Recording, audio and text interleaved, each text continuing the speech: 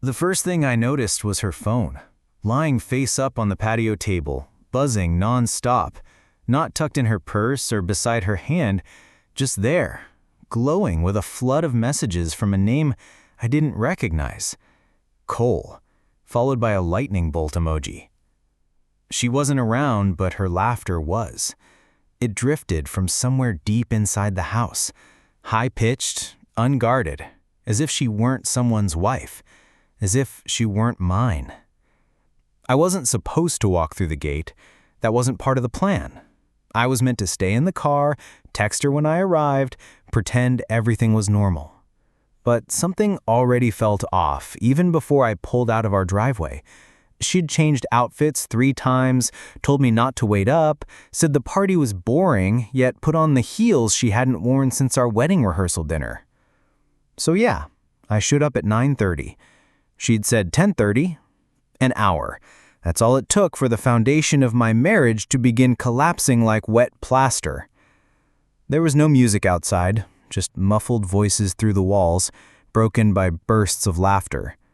Warm light pulsed behind the curtains. It was the kind of house where people go to forget they have responsibilities, or husbands. I stepped inside. No one noticed me at first. I guess I looked like one of them. Khakis, collared shirt, awkward energy. Half the guys in there were either talking about Bitcoin or pretending to care about someone's golden retriever. Then I saw her. She was in the kitchen, barefoot now, drinking straight from a wine bottle, perched on the counter with a guy standing between her knees. He said something and she threw her head back in laughter, the kind I hadn't heard since we still shared toothpaste. She didn't see me, but he did. He locked eyes with me the second I crossed the doorway. His gaze narrowed like he was calculating odds. He didn't move, though. Just kept one hand on her thigh like he had every right to be there. That's when it hit me. She brought him here. This wasn't spontaneous. This wasn't a moment. This was planned. I stepped back, like the air had suddenly become too thick to breathe. My shoulder bumped a shelf, a wine glass fell and shattered at my feet. That's when she looked up. Her smile vanished instantly, like someone had flipped a switch. She froze. He didn't. She slid off the counter, clumsy, like her legs had forgotten how to hold her. "You're early," she said, as if that explained anything. "You're barefoot," I replied. I didn't raise my voice. I didn't scream. I just stared at her, like I was trying to see the woman I once knew, but she was gone. She opened her mouth to speak again, but I turned and walked out, back to the car, still clutching my keys, still clinging to some twisted hope that this could be fixed. But even in the silence of the driver's seat, I could still hear her laugh, the fake one, the one she used with him. It echoed like a warning I'd never listened to, and it hasn't stopped since. I didn't drive away right away. I sat parked 3 houses down, engine off, fingers still wrapped around the keys like they were the only thing keeping me grounded. I didn't even look at my phone. I just stared at the glowing dashboard, listening to the soft ticking of the cooling engine, pretending that if I stayed still enough, time would reset, that I could do this night differently. Maybe 10 minutes later, I saw her silhouette through the windshield. She came out of the house, shoes back on, hair pulled up like she was trying to look presentable again. The guy didn't come out with her. She walked with purpose, but not grace, like someone trying to act sober when they weren't. When she reached the passenger door, she hesitated. Her hand hovered over the handle, like she was asking permission. I unlocked the doors. She slid in silently. I could smell the wine on her breath before she even spoke. But what really hit me was the perfume. Not her usual one. This was sweeter, louder, unfamiliar. I wondered if he liked it. I wondered if she wore it for him. "Thanks for coming," she said softly, like I hadn't just caught her with another man's hands between her knees. I didn't respond. I couldn't, because anything I said would have come out too calm, too broken, or worse, too forgiving. She looked at me, searching my face for something. A cue, a crack, a way back into the lie. It wasn't what it looked like, she began, and I actually laughed. Not because it was funny, because it was the most unoriginal, tired, soulless thing she could have said in that moment. I turned to her finally. "You're going to try that line? Really?" She blinked. "Emery, just listen. I had too much to drink, he was being flirty, and I made a mistake. You invited me to pick you up from the place where you were planning to cheat on me. That's not a mistake, that's choreography." She didn't deny it. She just looked away. There was a long silence before she spoke again. Quieter this time. "I didn't think you'd come early." That was the part that shattered me the most. Not that she cheated, not that she kissed him, not even that she lied. It was that she only cared because she got caught. She wasn't sorry, she was sloppy. I started the engine. We drove in silence. She kept her arms folded, her body turned away from me, like I was the one who had invaded her privacy. When we pulled into our driveway, she didn't move to get out. Instead, she turned to me, eyes glossy. "Can we talk about this inside?" "No," I said. Her expression hardened. "So that's it? You're not even going to try to hear me out?" I turned off the ignition and faced her completely. "I showed up an hour early and found you kissing a man you clearly knew well enough to sit on a kitchen counter with your legs around him. You didn't pull away, you didn't push him off, you looked happy. And now you're trying to spin this into something less ugly so you can go back to pretending this marriage is fine." "Emery, I've been lonely too," she blurted out. That stung more than I expected. Maybe because part of me believed it. Maybe because I knew I'd let my guard down for too long. Said yes too much. Lost my spine somewhere in the comfort of routine. But loneliness doesn't excuse betrayal. Not like that. Not in my house. Not with that smile I saw her give him. "So then why didn't you tell me?" I asked. She didn't answer. I got out of the car and walked around to open her door. She sat there for a few seconds before stepping out, like she was doing me a favor. Inside the house, it felt too quiet, too sterile, like all the warmth had been vacuumed out. She went straight to the bathroom, probably to cry or fix her makeup, who knows. I stood in the hallway staring at the framed photo of us from last fall. It was from a wedding we attended in Vermont. She had her arm around me, and I looked proud. I wonder if that guy had seen that photo. If he'd walked through our home when I wasn't around. If he'd touched things that still had my name written all over them. Later that night, she came into the bedroom with red eyes and a whisper. "I'm sorry," she said like a kid caught stealing. "I really am." But all I could think about was her text from earlier. "Can you come at 11 instead? It's still going strong here. LOL. Still going strong. That line kept looping in my head like a broken record. And for the first time since I met her, I slept on the couch, not out of anger, but because I couldn't bear to be next to someone who had made room in her life for a man with his hand on her thigh while her husband was waiting in the car thinking he was being thoughtful. Morning felt wrong. The kind of wrong that clings to your skin even after you shower, even after the coffee starts brewing.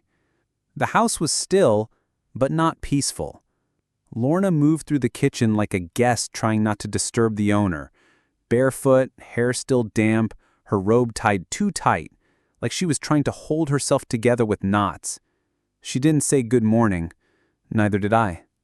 Instead, she slid a mug toward me, head down, as if caffeine could erase the night before. The only sounds were the hum of the fridge and the spoon clinking against the ceramic as I stirred. Out of habit, not because I wanted the sugar. I didn't even take a sip. She said, eventually, barely louder than a whisper, "I called in sick. I didn't think I could go in today." I nodded once, not because I agreed, but because I didn't care. She stood there, waiting, but I didn't ask her to sit. She didn't apologize again. She didn't explain. She just waited, like I was supposed to fix the script so she could step back into the role of wife again. After a few more minutes of silence, I finally asked, "How long?" She didn't pretend not to know what I meant. She didn't ask for clarification. She said, "Since September." 3 months. 3 months of secrets, 3 months of hand-picked lies, choreographed nights, calculated text, and moments where she chose someone else, yet still came home to me, kissed me, thanked me, asked me to pick up paper towels on the way back from work. I didn't ask who he was. I didn't need to. I already knew what mattered. He wasn't a mistake. He was a routine. And I was what? I muttered, not meaning to say it aloud. The errand boy? The Uber driver you kiss on the cheek while your real night ends with someone else's hand on your thigh? She snapped too fast, too raw. Why not? It's all true, isn't it? Her voice cracked when she spoke next. I didn't mean for it to get that far. It was supposed to be harmless. You don't end up on a kitchen counter with your legs around someone in a moment of harmless. She covered her face. I thought she might cry again, but nothing came. Maybe even the guilt had burned out overnight. I don't know why I did it, she whispered through her fingers. That is what broke me. Because I knew why. Because I'd seen it before, not in her, but in other people. My parents, my sister's marriage. The difference between love and comfort is razor thin when you don't talk about the things that ache in silence. I'd stopped asking Lorna questions months ago because I thought space was respectful. Turns out, space just made it easier for someone else to step in. But she didn't trip into an affair, she invited it. She wore new perfume, changed her passwords, laughed louder at jokes that weren't mine, smiled at texts she quickly turned face down on the table. And all the while, I thought we were just in a rut. I left the kitchen and went to the bedroom. I didn't say where I was going. I just needed space, without the silence of her presence choking it.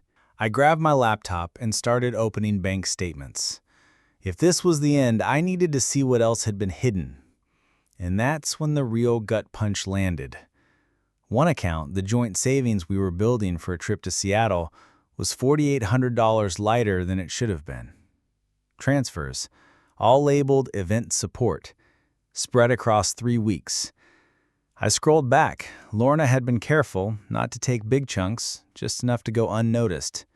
Just enough to cover dinners, hotels, gifts.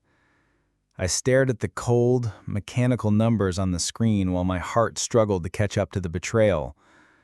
When I heard her footsteps approaching the doorway, I didn't look up. I kept the screen open. Let her see it herself. "What is this?" I asked quietly. She didn't answer right away. Then, he was between jobs. It came out so casual, like she was explaining a service fee. My head snapped toward her. "You used our savings to fund your affair?" She looked away, and I saw it, that flicker of shame, not because she spent it, but because she got caught. Twice. First in the moment, now in the trail. I stood slowly, not to intimidate her, but because my body couldn't hold still.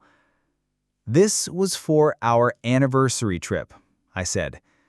"The one you said we should delay because you were too busy." She folded her arms, defensive now. "You think this is all just black and white. You think I planned this because I hate you. I've been exhausted, Emery. You don't see how absent you've been." The words hit like a slap, not because they weren't partially true, but because she used my loyalty as a weapon, turned my efforts, My predictability, my quiet love into an excuse for betrayal. I was absent? I echoed. Because I didn't micromanage you? Because I let you have your space? That's not absence, Lorna. That's trust. She walked out. I let her. Because if I kept going, I was afraid I'd say something I couldn't take back. Or worse, forgive something I never should. I spent the rest of that day not crying, not yelling, just staring at our wedding photo on the wall. She was in white, I was in navy. Behind our smiling faces was a quote we'd asked the photographer to add. Love always finds its way back. I took the frame down, turned it over, put it face down in the closet. Some things don't deserve to hang on the wall anymore. I didn't say a word to her the next morning, not because I was being dramatic, not to punish her. I just didn't have anything left. You can't pour from an empty cup, and mine had been drained dry, flipped upside down and cracked down the middle. She slept in the bedroom, I stayed on the couch. I heard her cry once, around 3 a.m. It wasn't the kind of sobbing you hear in movies, no gasping, no broken apologies whispered into a pillow, just a dull, pitiful sound, like she was mourning something that had already been dead for a while. By noon, she was gone. No note, no text, no call, just her keys, her phone, her guilt, and she walked out. I didn't chase her. I didn't even stand at the window to watch her leave. If anything, I felt relief, not because I wanted her gone, but because her presence had turned our home into a crime scene. I spent the day cleaning, not a tidy-up. I wasn't in denial, but because it was the only thing I could control. I stripped the bed she slept in, washed the sheets in silence. I found one of her earrings behind the nightstand, tangled in a dust bunny. I tossed it into the trash without thinking. It wasn't until I opened her laptop that I realized how little I actually knew the woman I married. She'd left it on the dining table. I knew I shouldn't have opened it. For a few seconds I hovered over the lid like it was a ticking bomb. But curiosity and betrayal are like a disease. Once it starts, it doesn't stop at the surface.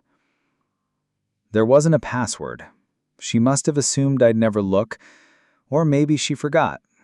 Too comfortable in the idea that I'd never question her. Her email was open, not her main account, a secondary one I didn't recognize, a Gmail address with a name I'd never seen. Buried under some alias she must have used for work or worse. The first email was from him. Subject line: Thursday was perfect. Still thinking about you, that dress, that perfume, that laugh. I'm going crazy waiting for the next time. Should I pick you up again, or is the chauffeur back on duty? He put chauffeur in quotes. That was me. I read it 3 times. Not because I didn't understand it, but because I couldn't believe the casual cruelty. I was a joke in their private world, a footnote. But that wasn't the worst part. The worst part was what came next. An email dated 2 weeks ago, from her to him. Subject: Seattle trip. I told Emery the anniversary trip was too expensive. He bought it without a fight. I'll reallocate the money over the next few weeks so we can book the cabin. Still working on excuses for the time off, but it's happening. I need this. I need you. That word, reallocate. Like our marriage was a corporate spreadsheet. I shut the laptop so hard it made the salt shaker on the table jump. Seattle. That had been our dream.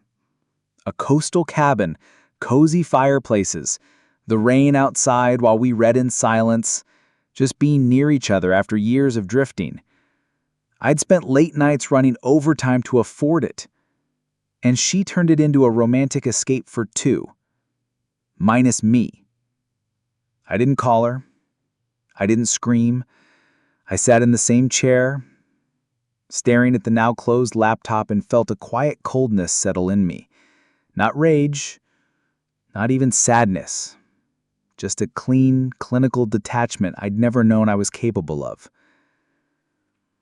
That evening she came back, keys jingling softly, trying not to wake the guilt. She walked in like nothing had happened, like the weight of her betrayal was something we'd eventually file under a rough patch. I was still at the table, still waiting. She froze when she saw me. "You haven't moved." "I lied about everything," I said. "Even Seattle." She blinked, caught between panic and denial. "What do you mean?" I slid the laptop across the table toward her. "That other email account, the one you joke about me like I'm your intern?" She didn't touch it. She just looked down at her hands, like they belonged to someone else. "I read it all, Lorna. I know about the cabin, the money, him. I was going to cancel it," she whispered. "No," I said. "You weren't." Then I said something I hadn't planned to say. Not yet, anyway. "I've contacted a lawyer." That made her look up fast. Her mouth opened. Nothing came out. No protest, no plea, just breath. "I'm not doing this anymore," I continued. "I'm not going to wait for you to decide when you're done using me as your fallback plan. I've been loyal, I've been patient, I've been invisible, and now I'm done." She stood there, like someone realizing they were the only one left in a room after the music stopped. She didn't beg, she didn't explain, she just sat down slowly across from me. "You think this makes you strong?" she said, voice shaking, "walking away?" "No," I said. "I think staying made me weak." She nodded once. "He won't take care of me the way you did." I laughed, but there was no humor in it. "No, he won't. But you didn't want a partner, Lorna. You wanted an audience." And I finally stopped clapping. Lorna didn't leave that night. She stayed in the house, claiming the guest room like it was neutral ground. I didn't fight her on it, not because I wanted her there, but because I needed to see who she became when the spotlight of her lie was gone. She didn't cry. She didn't lash out. She barely looked me in the eye.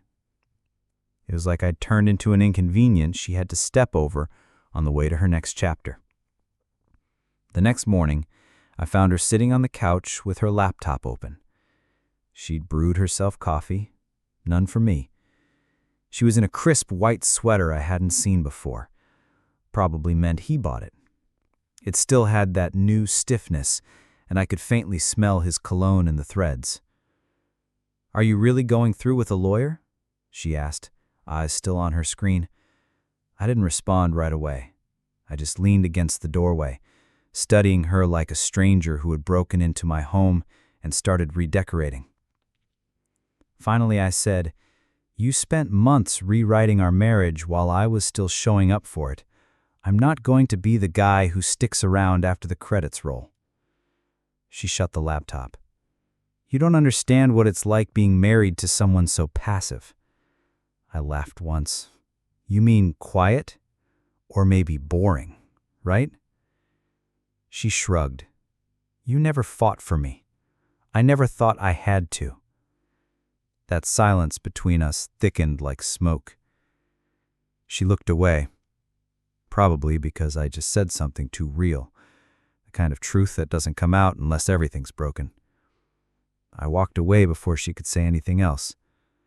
My phone buzzed as I reached the hallway, a text from a number I didn't have saved. "Emery, I know you don't know me, but I think we need to talk about Lorna." I froze. I thought it was him. Maybe the guy she was with had some sick urge to taunt me, rub it in. But the name that followed the next message left me staring at the screen, stunned. My name is Eliza. I'm his ex-wife. I stepped outside and called her immediately.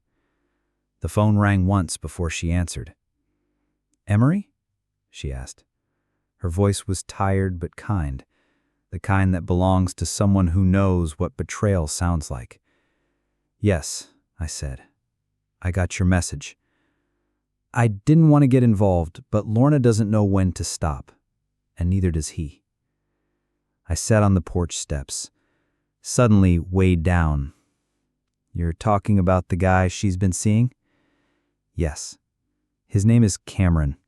We were married for 7 years. I divorced him last year. And if she thinks he's loyal to her? She trailed off. I waited. He has a pattern. He targets women who are already in relationships. He gets off on the secrecy, on the thrill of ruining things. Then he disappears. Always leaves just before the fallout. I wanted to warn you when I found out he was seeing someone married, but I didn't know it was Lorna until recently. And then I saw your name in the contact. She was stupid enough to sync with a shared calendar. I sighed. I know it's weird, me calling, but trust me, he'll be gone soon. You won't even have to lift a finger. I couldn't speak. The rage I'd buried was surfacing, not because of what he'd done, but because she'd let it happen willingly. I'm sorry, Eliza, I said. I really am.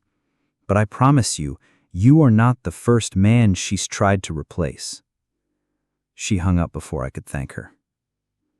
I stayed outside for another hour, thoughts racing, stomach turning. Then something in me clicked, not out of anger, but out of clarity. When I went back inside, Lorna was in the kitchen again, making eggs like nothing happened. I sat across from her. You ever ask Cameron if he was married before? She stopped cracking the second egg. Her shoulders tensed. What? His ex-wife says hello. Nice woman. She says, you're not exactly the first. She paled. I watched the calculation in her eyes, that desperate mental math. She hadn't known. And worse, she didn't care until now. You went digging through my life, she snapped. No, he left the shovel in your purse. She stepped back from the counter like she'd been slapped. So what? You think this makes me better than you now? No, I said again. It just makes me sure I don't want to be anything like you. The front doorbell rang. I stood and went to answer it. It was a courier. He handed me an envelope. I signed for it, opened it without thinking. Inside was a printed contract from the law office I'd emailed. Draft divorce papers. She walked into the hall, eyes narrowing as I read the first few lines. You already started it yesterday? She blinked. You didn't even ask me. You gave up the right to be asked when you made me the punchline in your secret inbox. She stood frozen, jaw twitching, trying to summon tears that wouldn't come. The performance had ended. The audience was gone. She was just Lorna now, not the confident party girl, not the seductive risk-taker, just a woman who bet on a liar and lost everything. I want half, she whispered finally. You'll get what's fair, I said, but I wouldn't count on his help. Word is, he's already packed his bags. She looked at me like I'd stabbed her with the truth. And in that moment, I felt something shift. Not satisfaction, not revenge, freedom. Lorna didn't speak to me for the next 2 days. The only sounds in the house were the clink of her fork on her plate and the occasional slam of a door when she thought I was nearby. But I wasn't hiding anymore. I didn't move quietly. I didn't tiptoe around her moods or pretend we were still in some kind of limbo that might heal. I'd given her all the chances in the world to tell the truth, to come clean, to own what she did, and she spat on every one of them. But I hadn't told her everything either. After Eliza's call, I hadn't just let it end there. Something kept gnawing at me, something about Cameron. Not just that he was a serial affair artist or emotionally manipulative. No, it was the way she spoke about him. The way Lorna trusted him so easily, like she'd fallen under some spell. So I started digging. I didn't do anything illegal, just the kind of digging anyone with basic curiosity and a little pain in their chest could manage. I started with public records. I found out Eliza had filed a restraining order against Cameron 6 months before the divorce. Emotional coercion, financial manipulation. 2 documented cases of workplace harassment, both closed quickly with quiet settlements. And 1 former employer who fired him for undisclosed reasons, possibly involving a much younger intern, based on a Reddit thread buried in a local news forum. Then I found something else. 2 days before Lorna's party, Cameron had filed a rental application. Not in our city, not even our state. A 1-bedroom loft in Denver. Lease start date? The following Monday. He was already gone. When I saw the date, I laughed. One of those bitter, joyless laughs that scraped the back of your throat. Lorna had no idea. She'd betrayed everything we built for a man who never intended to stay. She'd rewritten the ending of our marriage for someone who'd already packed for the next chapter. And she was still under the illusion that she held the cards. I waited until Sunday night to tell her. I waited until she was sitting on the couch, phone in her lap, staring at the screen like she was hoping it would explain everything for her. She looked up when I walked in. No fight in her. Just a tired woman in yesterday's makeup and a robe she'd forgotten how to tie properly. "You're waiting for him to text, aren't you?" She didn't respond. She didn't have to. I tossed the printed lease on the coffee table. She flinched when it landed. When she leaned forward to read it, I watched the blood drain from her face, like a faucet had opened inside her chest. "You knew. For 2 days now. You didn't say anything. You didn't ask." Her eyes locked with mine, wide and glassy. "He said he was just taking time. He told me he needed space to figure things out." "And you believed that?" Her lip trembled. "I thought, maybe you thought he'd rescue you from the mess you made.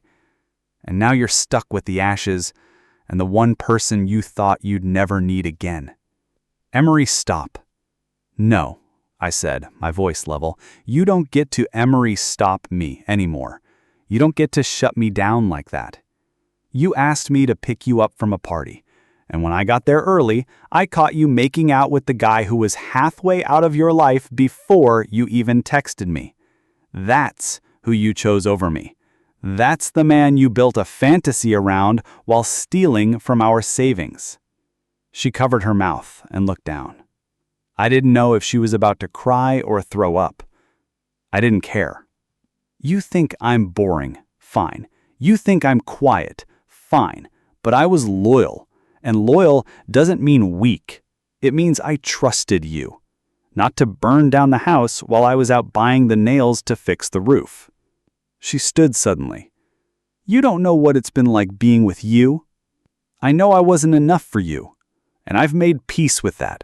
But you know what I was?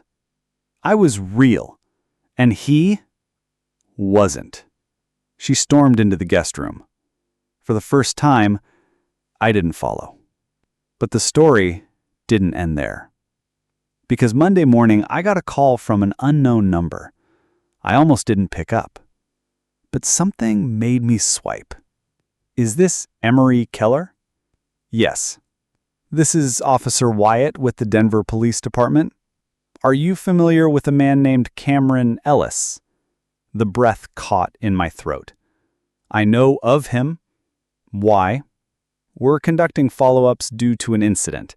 I'm not at liberty to discuss full details, but Mr. Ellis has been taken into custody pending further investigation.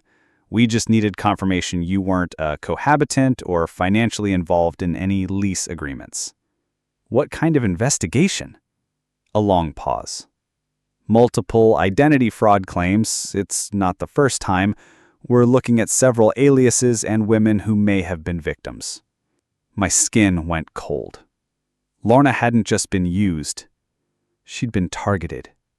"I have no financial connection to him," I confirmed. "But I know someone who might have been involved. Would you be willing to pass along our contact information?" "Yes, absolutely." After the call, I sat there in silence, piecing it together. All this time, I thought she'd broken my heart for another man. Turns out she'd broken it for a lie in a well-tailored jacket. I walked to the guest room door and knocked once. When she opened it, her eyes were red and puffy. Her phone in hand, still no message. "He's not going to call. Because he's in jail." Her knees buckled, and for the first time in weeks, I didn't feel small. I felt finished. The funny thing about watching someone unravel is that it doesn't happen in the dramatic way movies show it. No screaming into pillows, no throwing plates, no storms outside as a metaphor. Real unraveling is quiet. It's pathetic. It's slow. I saw it begin in Lorna's knees when I told her he was in jail. I saw it again the next morning when she sat at the kitchen table, both hands wrapped around her phone like it was an anchor. No makeup, hair like she hadn't slept, just sitting there refreshing the same messages that never came. And that's when the emails started. Not from him, not from Eliza, but from the others. I made a decision that night after the call from the police. I forwarded the officer's contact to Lorna. I didn't do it out of spite. I wasn't trying to punish her. I did it because she needed to wake up. She needed to understand just how far from reality she had wandered, and how deep into someone else's con she had truly fallen. She never said thank you, but she started checking her email again, like it was a lifeline. And within 24 hours, the trickle became a flood. First came Emily, S. "I saw your name mentioned in an old thread." Then Sarah from Portland, who had dated Cameron Ellis when he was going by Derek Vaughn. Then Mara, who attached actual bank statements from a shared account where he drained her of $7,200 before vanishing. Each story more unhinged than the last.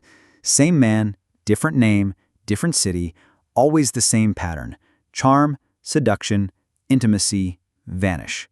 He never stayed longer than 6 months, and every time he left, he did it cleanly. No social media trail, no Ask FM, just new women, new lies, new versions of himself. She said nothing. She didn't reply. She didn't cry. She just read and stared. And somewhere in all that silence, I realized she wasn't sad about losing him. She was mourning the fantasy she'd built in her head. She'd fallen in love with a reflection. A shadow of a man projected through attention and danger and adrenaline. And now she was stuck with the real version of herself, the one who cheated, lied, and threw away a decade of marriage for a man who saw her as nothing but a pit stop. She didn't leave the house for 3 days. I did. I went back to work. I met with my lawyer. I started untangling my finances, canceling joint accounts, moving my name off the lease. But the thing that really changed everything came from a place I never expected. My sister Jane. We hadn't spoken much over the last year, mostly my fault. Lorna had always said Jane was too nosy, and I listened. But when Jane heard what had happened, and she did because news like this moves faster than shame, she showed up on my doorstep with 2 iced coffees and a manila envelope. She hugged me tight and whispered, "You should have told me sooner."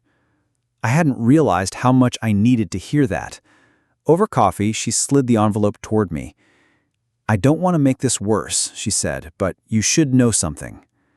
Inside were printed screenshots, texts from a mutual friend of hers and Lorna's exchanged months ago, well before the party. "Lorna, I think I finally met someone who makes me feel alive. I don't feel trapped anymore." Friend. What about Emery? Lorna. He won't leave unless I give him a reason.